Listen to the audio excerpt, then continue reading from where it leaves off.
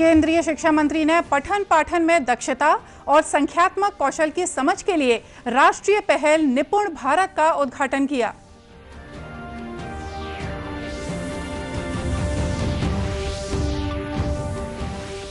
देश भर में कोरोना से बचाव के 35 करोड़ 28 लाख से ज्यादा टीके लगाए गए। छत्तीसगढ़ में भी टीकाकरण का आंकड़ा 1 करोड़ के पार।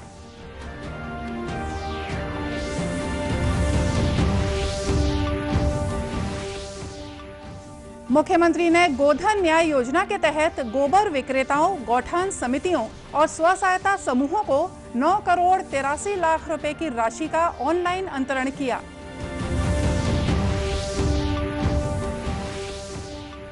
और कोरोना के मद्देनजर केंद्र सरकार द्वारा शुरू की गई प्रधानमंत्री गरीब कल्याण योजना के तहत छत्तीसगढ़ के 2 करोड़ हितग्राहियों को मिल रहा है लाभ।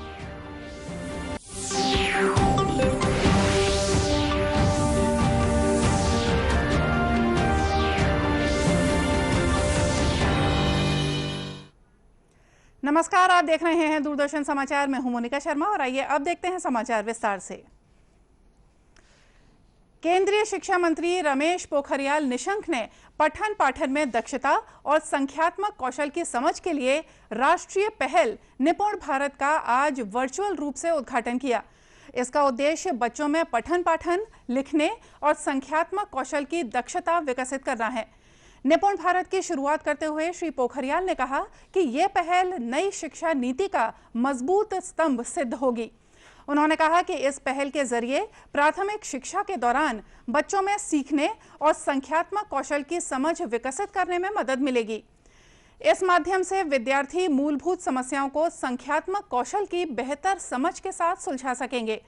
कार्यक्रम के दौरान आज निपुण भारत पर लघु वीडियो, गीत और कार्यान्वयन संबंधित दिशा निर्देश जारी किए गए। सभी राज्यों और केंद्र शासित प्रदेशों के स्कूल शिक्षा विभाग के वरिष्ठ अधिकारी और संस्थानों के प्रमुख भी कार्यक्रम में शामिल हुए। राष्ट्रीय टीकाकरण अभियान के तहत देश भर में कोरोना से बचाव के 35 करोड़ 28 लाख से ज्यादा टीके लगाए जा चुके हैं। केंद्रीय स्वास्थ्य मंत्रालय ने कहा है कि पिछले 24 घंटों में 14,81,000 टीके लगाए गए। केंद्र सरकार ने राज्यों और केंद्र शासित प्रदेशों को 36 करोड़ 97 लाख कोरोना के टीके उपलब्ध कराए हैं। टीकाकरण के नए चरण में 35% टीके निःशुल्क राज्यों को उपलब्ध कराए जा रहे हैं। वहीं कोरोना संक्रमण से स्वस्थ होने की दर 97.11% हो गई है। देश में अब तक 2 करोड़ 97 लाख मरीज कोरोना से स्वस्थ हो चुके हैं। वर्तमान में 4,82,000 से ज्यादा मरीजों का इलाज चल रहा है। लगातार 28वें दिन साप्ताहिक पॉजिटिविटी दर 5% से नीचे 2.40% और दैनिक पॉजिटिविटी दर 2.6% है। इधर छत्तीसगढ़ में भी कोरोना संक्रमण की स्थिति में लगातार सुधार आ रहा है। कल 4 जुलाई को प्रदेश में संक्रमण की दर गिरकर 1% से नीचे 0.98% पर पहुंच गई है। प्रदेश के 14 जिलों में संक्रमण की दर 1% से भी नीचे है। कल राज्य में 229 व्यक्ति कोरोना संक्रमित पाए गए। इन्हें मिलाकर प्रदेश में कोरोना संक्रमित मरीजों की संख्या 9,95,000 से ज्यादा हो गई है। वर्तमान में 5,345 मरीजों का इलाज विभिन्न अस्पतालों और होम आइसोलेशन में चल रहा है। इस बीच प्रदेश में कोरोना से बचाव के टीकाकरण का अभियान तेजी से जारी है। प्रदेश में टीकाकरण का आंकड़ा 1 करोड़ को पार कर गया है। त्रिपुरा के राज्यपाल रमेश बैस ने देशवासियों के साथ छत्तीसगढ़ के लोगों से अपील की है कि वे कोरोना से बचाव के लिए टीका जरूर लगवाएं और किसी के बहकावे में न आएं। भिलाई प्रवास के दौरान दूरदर्शन समाचार से बातचीत करते हुए श्री बैस ने कहा कि टीकाकरण ही कोरोना संक्रमण से बचाव का एकमात्र उपाय है। एकमात्र है कि वो वैक्सीनेशन जब तक नहीं होगा तब तक सुरक्षा नहीं हो पाएगी। राजनीतिक कारणों से कोई कुछ भी बोले, लेकिन अपने को स्वयं को बचाना है तो वैक्सीन लेना चाहिए। मैंने भी दोनों डोज ले लिया है और मैं छत्तीसगढ़ की जनता से अपील करता हूं कि अपनी सुरक्षा खुद करें, किसी के बहकावे में ना आए और वैक्सीन जहां भी हो वहाँ जाकर लगवाएं। अपने एक दिवसीय प्रवास पर भिलाई पहुंचे राज्यपाल श्री बैस ने भिलाई इस्पात संयंत्र का भी निरीक्षण किया और विभिन्न विभागों में उत्पादन की प्रक्रिया की जानकारी ली। पंडित जवाहरलाल नेहरू मेडिकल कॉलेज में आयोजित चिकित्सक सम्मान समारोह में कोरोना काल के दौरान लोगों की सेवा में समर्पित रहे चिकित्सकों को उनके अतुलनीय योगदान और विशेष सेवाओं के लिए सम्मानित किया गया। इस अवसर पर स्वास्थ्य मंत्री टीएस सिंहदेव ने कहा कि डॉक्टरों ने चुनौतीपूर्ण परिस्थितियों में स्वास्थ्य व्यवस्था को संभाला और शुरुआती दिनों में जब कोरोना अपने आरंभ पर था तब सरकारी अस्पतालों के अलावा निजी अस्पतालों ने अपने दरवाजे इस परिस्थिति के सामने बंद कर दिए थे। दूसरी ओर चुनौतीपूर्ण परिस्थिति को जानते हुए भी अगर कोई बहुत बड़ा जिम्मेदार समूह खड़ा हुआ तो वो सरकारी अस्पताल और मेडिकल कॉलेज के चिकित्सकों का समूह था।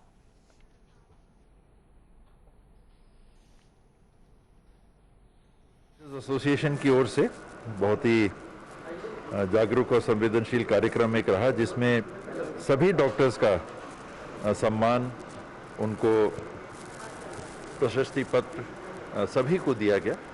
बड़ी खुशी हुई और हम सब समाज की ओर से, विभाग की ओर से, शासन की ओर से उनके प्रति कृतज्ञ हैं। जिस तरह से वो सेवा देते हैं और विशेष करके कोरोना काल की विशेष चुनौती के समय भी कभी पीछे नहीं हटे, तो इस संस्था का भी नाम सेवा के साथ उन्होंने बहुत ऊपर पहुंचाया। कोरोना काल में चिकित्सकों और मेडिकल कॉलेज के विद्यार्थियों ने जो सेवाएं उपलब्ध करवाई हैं, उनके प्रति आभार व्यक्त करने के लिए इस समारोह में लगभग 550 सर्टिफिकेट और 86 स्मृति चिन्ह प्रदान किए गए। राज्यपाल अनुसुईया उइके ने कहा है कि प्रकृति और संस्कृति के संरक्षण के लिए भगवान महादेव सहित अनेक महापुरुषों ने समाज का मार्गदर्शन किया है। सुश्री उइके ने प्रकृति और संस्कृति के संरक्षण विषय पर आयोजित राष्ट्रीय संगोष्ठी को संबोधित करते हुए कहा कि महापुरुषों ने यह संदेश दिया है कि पृथ्वी, जल, ऊर्जा, वायु, वनस्पति इत्यादि प्रकृति के तत्वों का अनावश्यक उपयोग न करें, क्योंकि पदार्थ सीमित मात्रा में हैं। मनुष्य की असीम इच्छाओं की पूर्ति सीमित पदार्थ नहीं कर सकते, इसलिए जीवन में संयम को अपनाया जाना चाहिए। राज्यपाल ने यह भी कहा कि संस्कृति के संरक्षण के लिए जैन मुनियों ने अनेकांत दर्शन के साथ ही प्रकृति और पर्यावरण की सुरक्षा के लिए छठ जीव निकाय का मौलिक सिद्धांत प्रतिपादित किया।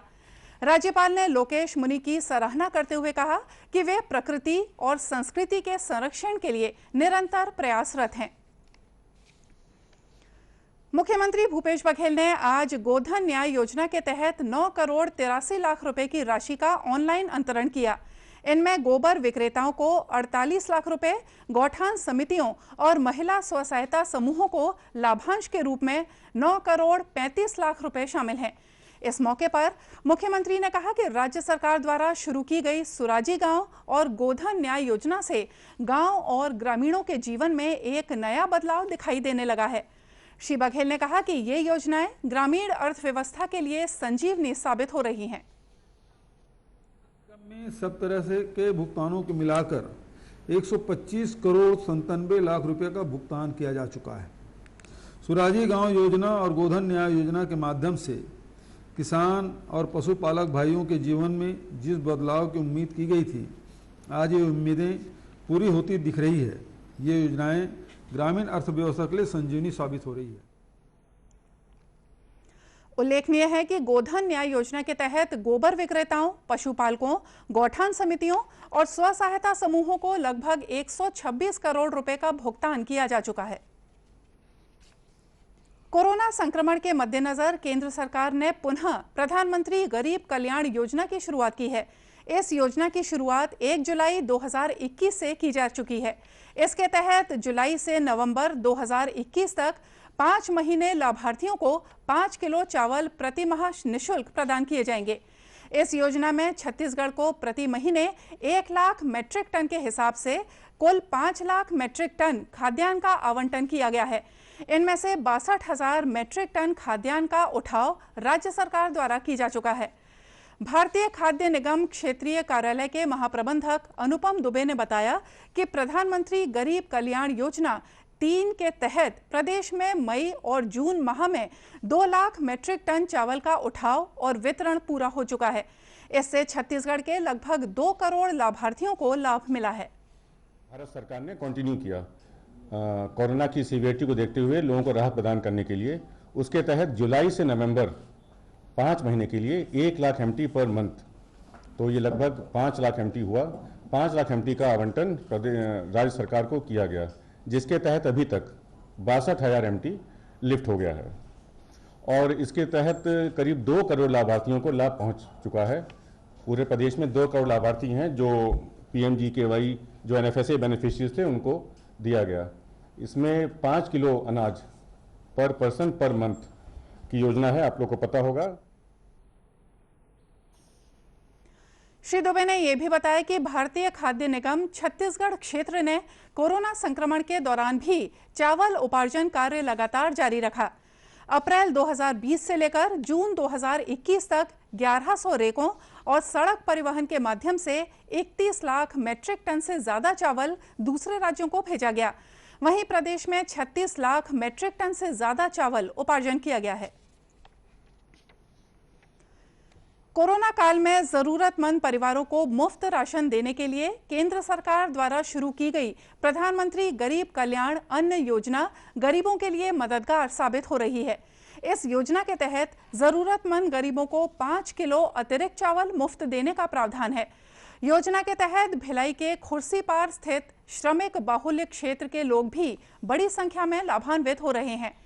योजना से लाभान्वित होने वाले हितग्राहियों ने बताया कि केंद्र सरकार की इस योजना से उन्हें काफी राहत मिली है। किलो चावल मिलता है, अलग से मिलता है और 5 किलो जो चावल मिल रहा है थी के योजना से, तो हम लोग का बहुत राहत हुआ है। कोई रोजगार नहीं है और ये 3-4 महीना से हम लोग का घर में पूरे बैठे हुए हैं और ये 5 किलो जो मिला है तो बहुत हम लोग का सहायता हुआ है। हमारे को बहुत राहत मिला, जो कि 5 किलो एक्स्ट्रा चावल मिल रहा था सर, वो पूरा मिल रहा है हर महीने। बहुत गरीबी जो कमी है अपना कोरोना काल में ना, तो उससे पूरा राहत मिला हमारे को। काम धाम नहीं चल रहा था तो उससे बहुत राहत मिला। पार्षद श्याम सुंदर राव ने बताया कि उनका वार्ड श्रमिक बाहुल्य है, जहां कोरोना काल के दौरान गरीबों को अन्न योजना के तहत लाभान्वित किया गया है। मेरे वार्ड में कम से कम 1700 के आसपास लोग हैं, 1700 कार्ड है और सभी मतलब कोई कोयला फैक्ट्री में, कोई निरंतर मजदूरी, कोई रिक्शा चलाता है और कोई दिन दिहाड़ी काम करता है। और उन समय में लोगों को मतलब काम तो बंद हो गया था, लेकिन उस समय एक्स्ट्रा जो मिला वो बहुत राहत का काम था। हम इसीलिए नरेंद्र मोदी जी और प्रधानमंत्री को, देश के प्रधानमंत्री को धन्यवाद देते हैं। आपको बता दें कि केंद्र सरकार द्वारा प्रधानमंत्री गरीब कल्याण अन्न योजना के तहत अब नवंबर तक गरीबों को निःशुल्क अनाज उपलब्ध कराया जाएगा। प्रदेश में 11 जुलाई से 24 जुलाई तक विश्व जनसंख्या स्थिरीकरण पखवाड़ा मनाया जाएगा। इसके पहले शहरी और ग्रामीण क्षेत्रों में स्वास्थ्य विभाग द्वारा जागरूकता रथ रवाना किया गया है, जिसके जरिए लोगों को परिवार नियोजन के साथ ही नसबंदी और छोटे परिवार के लाभ बताए जा रहे हैं। इस कड़ी में परिवार नियोजन और छोटा परिवार सुखी परिवार की थीम पर लोगों को जागरूक करने के लिए कोरबा में जनसंख्या स्थिरीकरण जागरूकता रथ रवाना किया गया। मुख्य चिकित्सा और स्वास्थ्य अधिकारी डॉक्टर BB बोर्डे ने बताया कि जनसंख्या स्थिरीकरण पखवाड़े के दौरान नसबंदी के ऑपरेशन सहित परिवार नियोजन के बारे में लोगों को जानकारी दी जाएगी।